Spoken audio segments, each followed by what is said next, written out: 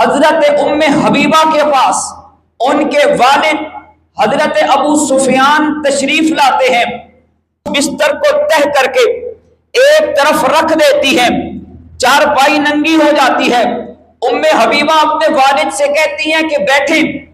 باپ نے کہا بیٹا عجیب بات ہے کہ باپ گھر آئے تو بیٹی باپ کے لیے بستر سجاتی ہے، جگہ بناتی ہے، عزت اور اکرام سے بٹھاتی ہے۔ میں تیرا باپ ہوں، میری بیٹی ہے، میں تیرے گھر آیا ہوں اور تو نے میرے لیے بستر بچھانے کے بجائے بچھا ہوا بستر اٹھا لیا۔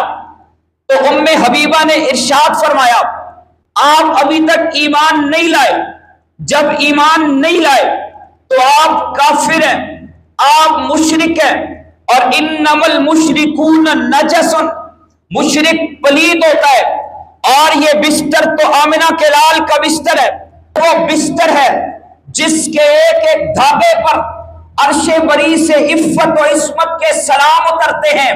یہ وہ بستر ہے جہاں جبرائیل بھی مؤدب ہو کر با ادب انداز میں حاضر ہوتا ہے۔